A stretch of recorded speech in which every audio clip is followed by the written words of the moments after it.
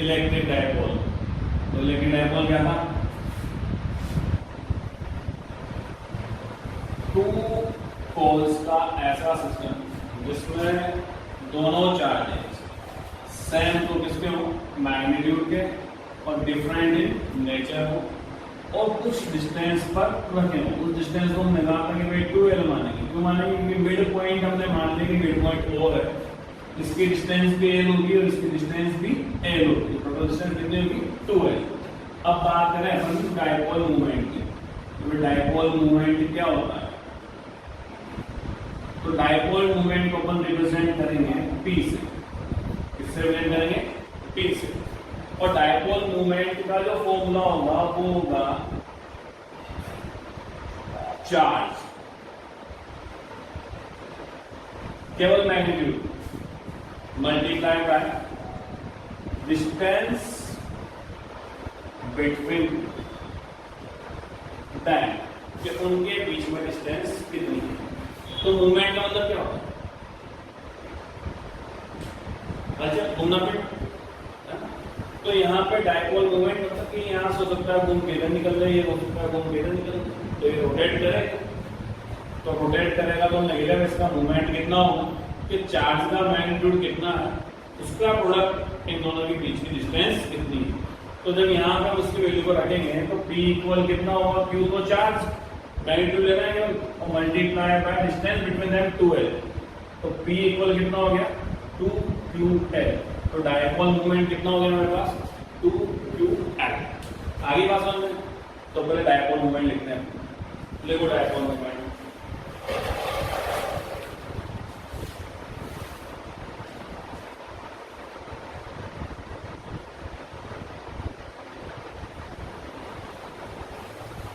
The product of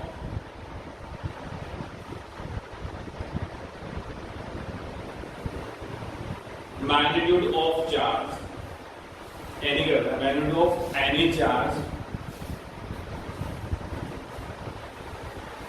and distance between both charges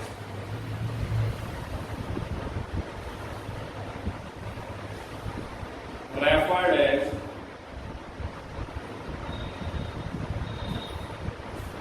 dipole moment.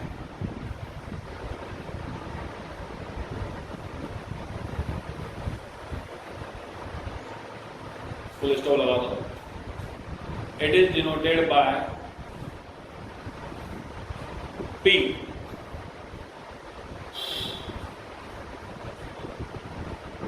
ये लिख दो board पे से। अब देखो भाई इसकी यूनिट की बात करें तो यूनिट क्या होगी? कि यूनिट की बात कर रहे हैं तो चार्ज की यूनिट तो कूलम और लेंथ की यूनिट मीटर, यानी कि क्या होगी? Coulomb per metre. ये होगी इसकी यूनिट, यानी कि यूनिट हम कह सकते हैं क्या है भाई? Coulomb metre. पहले पर बोल रहा था, हाँ वो गलत हो गया, कूलम मीटर। तो यूनिट भी लिख दो इसकी। यूनिट क्या होती है? इसकी कूलम मीटर होती है।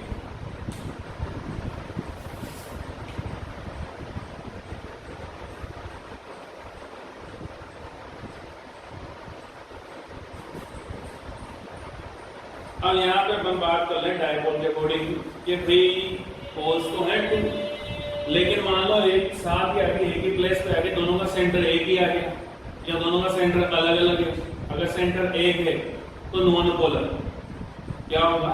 सेंटर एक ही है तो नॉन पोलर, और सेंटर अलग अलग है दोनों का तो पोलर। ठीक है, अभी नेक्स्ट बेंच पे करेंगे पूरा। पहले इसको एक बार हेडिंग बना लो, polar and non polar molecule. Polar and non polar molecule. तो पोलर और नॉन पोलर मॉलिक्यूल की बात करते हैं अपन।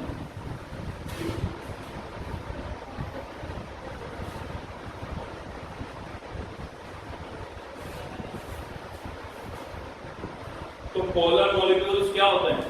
यानी जिनके पास पोल्स होंगे। तो कुछ ऐसा स्ट्रक्चर जैसे हमने मान लिया कोई ये, तो एक पॉजिटिव तो यहाँ है और नेगेटिव यहाँ है, तो ये दो है पोलर, दोनों अलग अलग जगह पर रखे हुए हैं, दोनों के सेंटर अलग अलग हैं। लेकिन अगर मान लो यही नेगेटिव आ जाए साथ में, तो तो ये नॉन पोलर हो गया, दोनों का सेंटर एक जगह हो गया, एटम तो है और ये मॉलिक्यूल जो भी होगा कुछ भी हो, लेकिन क्या हुआ, पोलर जब होगा जब दोनों के इफेक्टिव सेंटर अलग अलग हो, चाहे कुछ डिस्टेंस पर हो कोई दिक्कत नहीं, लेकिन अगर दोनों के इफेक्टिव सेंटर एक ही जगह आ गए तो फिर वो पोलर नहीं होगा, क्या हो जाएगा, नॉन पोलर हो जाएगा। जैसे H2 O2 दो पोल्स है लेकिन सेंटर क्या है, एक ही। अब N2 और कुछ भी ले लो, O ले लो या NaCl ले लो, Na इधर ले लिया, Cl ले लिया, H2O ले लो, H का अलग हो गया, O का अलग हो गया, तो क्या हो गया, पोलर हो गया। तो पोलर नॉन पोलर में डिफरेंस क्या है भाई, कि पोलर मॉलिक्यूल्स ऐसे होंगे जिनमें पॉजिटिव और नेगेटिव दोनों के इफेक्टिव सेंटर अलग अलग होंगे। नॉन पोलर क्या होंगे, जिनमें दोनों के इफेक्टिव सेंटर एक ही जगह होंगे, वो नॉन पोलर क्या है। तो लिखो इसमें पोलर मॉलिक्यूल, बिना हेडिंग के लिखना, सीधा continue, polar molecule has same effective center of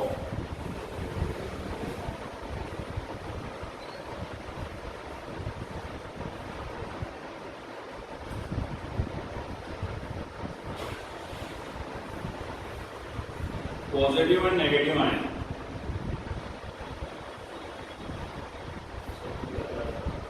polar लिखे, नॉन पोलर लिखे, पोलर लिख रहे हैं, आगे नॉन पोलर लगा, नॉन पोलर के भी है ना, नॉन पोलर क्या बन गया, नॉन पोलर हो गया। तो non polar molecule has same centre या सेम इफेक्टिव सेंटर या इफेक्टिव सेंटर जो भी इसमें लिखना है as is of positive and negative ion, while a polar molecule has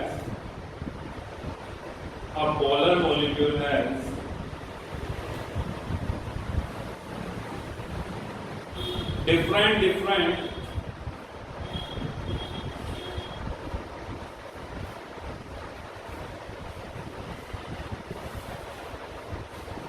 effective center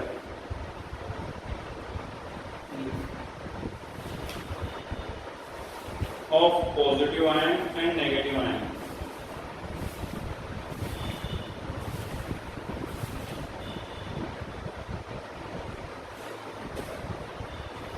नीचे स्टार आए लिख दो, all electrolytes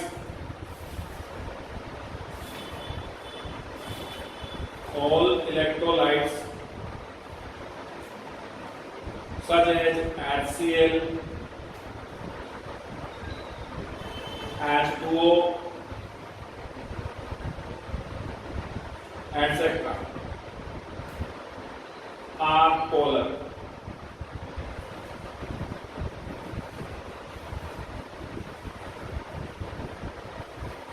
नॉन पोलर में Cl हो जाएगा, H2 हो जाएगा, O2 हो जाएगा। अब अगले टॉपिक पे चलते हैं, electric dipole in electric field. Electric dipole in electric field.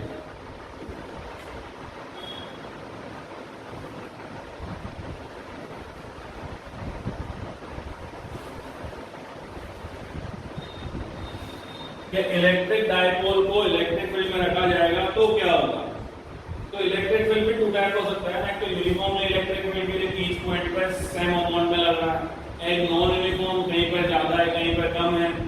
तो इस कंडीशन में क्या होगा, जैसे सपोज करें अपन यूनिफॉर्म की बात करें कि यूनिफॉर्म में रखा हुआ है, कहाँ रखा हुआ है, यूनिफॉर्म इलेक्ट्रिक फील्ड। ये मैंने दिया है इलेक्ट्रिक फील्ड की डायरेक्शन है इस ओर, और मैंने इलेक्ट्रिक फील्ड, अब यहां पर कोई डाइपोल एक भी मैंने रख दिया, ये पॉजिटिव ले लिया, ये नेगेटिव ले लिया, या ये नेगेटिव ले लो, वो पॉजिटिव ले लो, ये नेगेटिव ले लिया और ये पॉजिटिव ले लिया। अब ऐसे कंडीशन में क्या होगा कि ये डाइपोल खुद को इस इलेक्ट्रिक फील्ड के पैरेलल लाने की कोशिश करेगा। क्या करेगा, पैरेलल लाने की कोशिश करेगा। पैरेलल लाने के लिए या तो ये यूं घूमेगा या ये यूं घूमेगा। अब यहाँ पर नेगेटिव चार्ज है, ये हमने कह दिया भाई ये ऊपर की ओर उठ गया, यानी इसने घुमा होगा से लिया यूं, तो ये किधर लेगा घुमा, यानी कि इन दोनों एंड्स पर कोई फोर्स लग रहा है जो इसको रोटेट कराने का काम करेगा। तो वो फोर्स क्या हो गया हमारा, इलेक्ट्रिक फोर्स F। तो F इक्वल क्या होगा भाई, QE। इधर भी क्या लगा, F इक्वल QE। केवल यहाँ पे इनकी नेचर क्या है, अलग अलग है। एक तो लग रहा है पॉजिटिव करंट, एक लग रहा है नेगेटिव करंट। तो ये हो गया भाई फोर्स, एक तो पॉजिटिव की तरफ लग रहा है, एक नेगेटिव लग रहा है। अब ये रोटेट कराएंगे, तो रोटेट कराएंगे मतलब यहाँ पर मूवमेंट जो होगा वो डाइपोल मूवमेंट होगा, नॉर्मल मूवमेंट नहीं होगा। कौन सा मूवमेंट होगा, डाइपोल मूवमेंट। तो अब उसके लिए यहाँ पर जब भी रोटेशन की बात की जाएगी, चाहे पंखा घूमे, कूलर घूम रहा है, पंखा कूलर का या और कुछ घूम रहा है, तो ऐसे कंडीशन में हमेशा टॉर्क लगता है। जहां पे रोटेशन की बात आएगी वैसे क्या लगेगा, टॉर्क। और टॉर्क का फॉर्मूला क्या होता है, force multiply by perpendicular distance. तो परपेंडिकुलर डिस्टेंस है कहां है यहाँ पर, तो उसके लिए हमने इसको परपेंडिकुलर डिस्टेंस बना लिया। ये जो पॉइंट है ये परपेंडिकुलर डिस्टेंस, इसको हमने नेम दे दिया भाई C।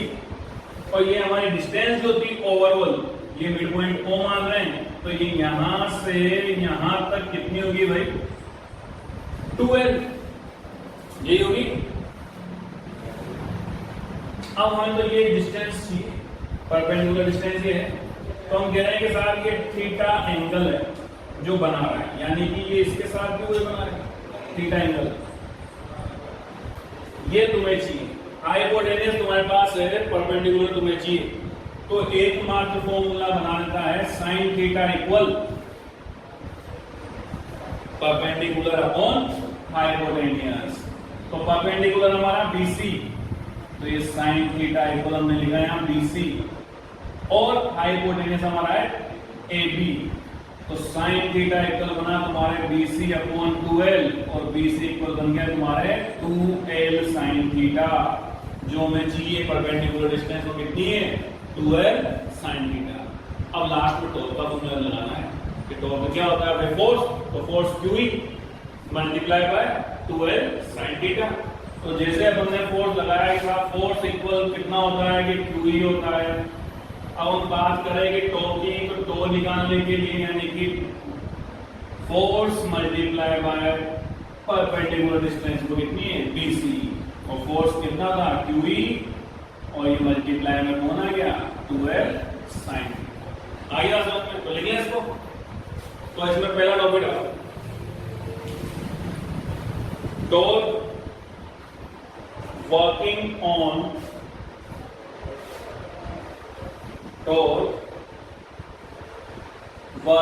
On electric dipole which is placed inside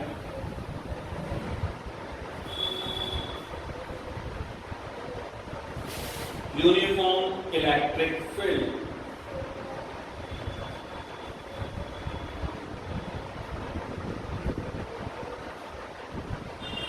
पहले डायग्राम बनाओ।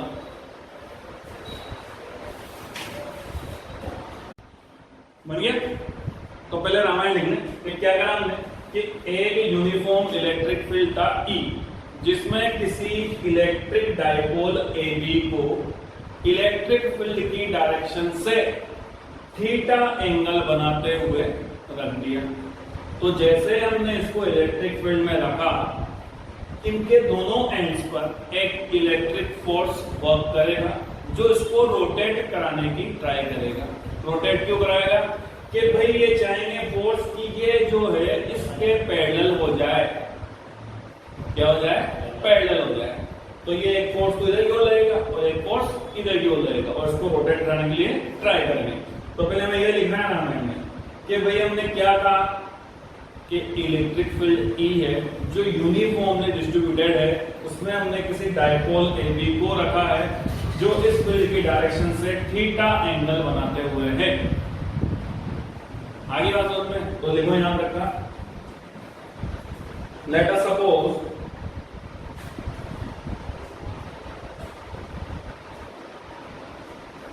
an electric dipole AB, capital AB ले, of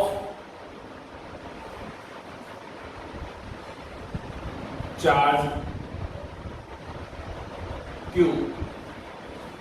ब्रैकेट में लिखना है, पॉजिटिव एंड नेगेटिव दोनों रहेंगे। डायपोल में समझाने के लिए लिखा है अपन, ताकि बता रहे हैं कि यहाँ पे डायपोल में पॉजिटिव नेगेटिव दोनों होते हैं, ठीक है ना। हैविंग लेंथ 2L, इस डायपोल की लेंथ कितनी है भाई, 2L, is placed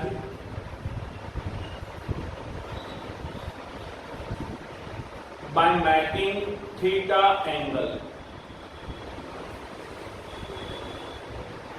with direction of electric field, with direction of electric field in uniform electric field, in uniform electric field as shown in figure। कोई स्टोर लगाते हैं।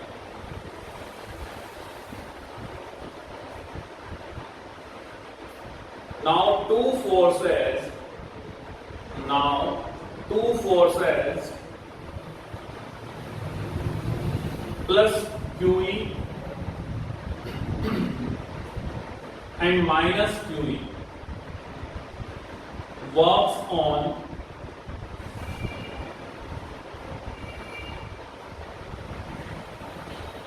dipole ends, E and D as well, in opposite directions।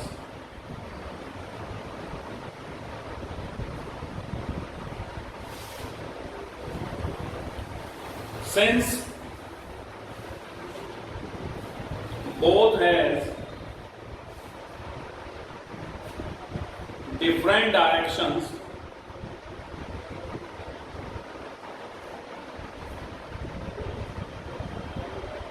so a torque is generated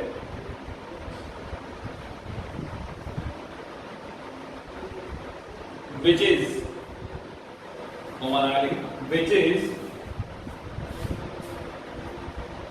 तो कितना हुआ भाई torque generate, तो हम कह रहे हैं कि टॉर्क जो है वो है force multiply by perpendicular distance.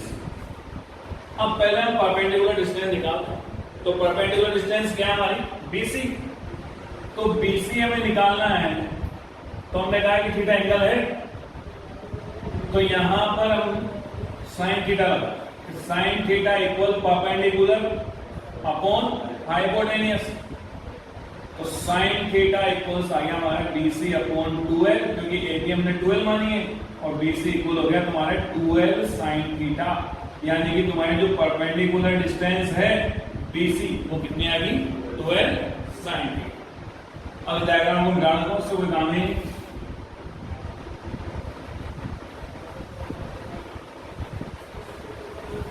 अब हमें क्या निकालना है, टॉर्क। तो फोर्स हमें पता है कि F इक्वल कितना है भाई, QE।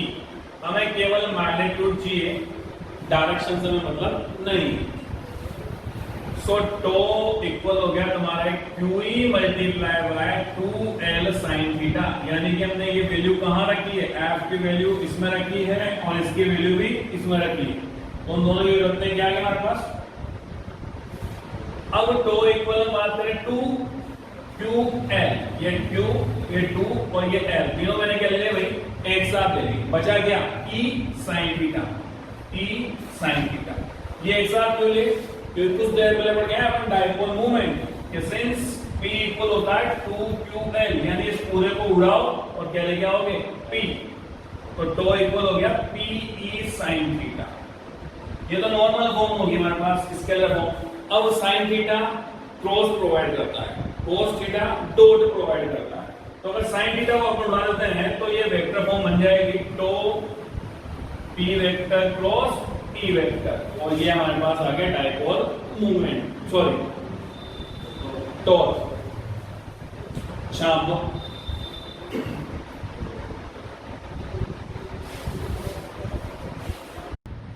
अब देखो भाई क्या आ गया, टो इक्वल आ गया भाई पी क्रॉस ई, या फिर हम कह रहे हैं टो इक्वल है पी ई साइन थीटा। तो यहां अपन कैस लेते हैं, कैस फर्स्ट हमने लिया कि थीटा इक्वल 0 डिग्री, यानी कि जो डाइपोल है वो इलेक्ट्रिक फील्ड की डायरेक्शन में रख दिया, आड़ा डाल दिया उसको, जैसा था वैसा वैसे ही। तो ऐसी कंडीशन में पीई साइन 0, और साइन 0 कितना होता है 0, यानी कि जो यहां पर टो था वो करीब क्या हो गया 0 हो गया। कि अगर इलेक्ट्रिक फील्ड की डायरेक्शन से 0 डिग्री एंगल बनाते हुए, यानी कि इलेक्ट्रिक फील्ड की डायरेक्शन के पैरेलल हमने डाइपोल को रख दिया है, तो ऐसे कंडीशन में उसमें कोई टॉर्क जनरेट नहीं होगा, यानी वैसा से पड़ा रहेगा वो। और सेकंड केस जैसे अपन कि थीटा इक्वल 90 डिग्री, कि भाई उसकी डायरेक्शन से, किसकी से, इलेक्ट्रिक फील्ड की डायरेक्शन से 90 डिग्री का एंगल बना रहा है, तो साइन 90 इक्वल 1, यानी कि ऐसे कंडीशन में पीई साइन 90, तो साइन 90 की वैल्यू क्या होगी, तो ऐसी कंडीशन में क्या हो गया भाई मैक्सिमम होगा, क्योंकि उसको कहां आना है, उस डायरेक्शन में आना, यानी कि पैरेलल आना, तो पैरेलल आने के लिए वो लगा है। अब अगर यहाँ पे 180 ले लें तब भी 0 होगा, और 270 ले लिया तो माइनस में चला गया, यानी कि नेगेटिव से ऊपर आएगा वापस। तो अगर 90 पे यूं है तो ये यूं घूम रहा है, मान लेते हैं, तो ये पॉजिटिव हो रहा है। अगर उसकी बात करें 270 की, तो यूं घूम के यूं आ जाना है, तो नेगेटिव हो गया, नीचे चला है, तो रहेगा मैक्सिमम कितना पीई। आगे बात समझना, शाम 10 को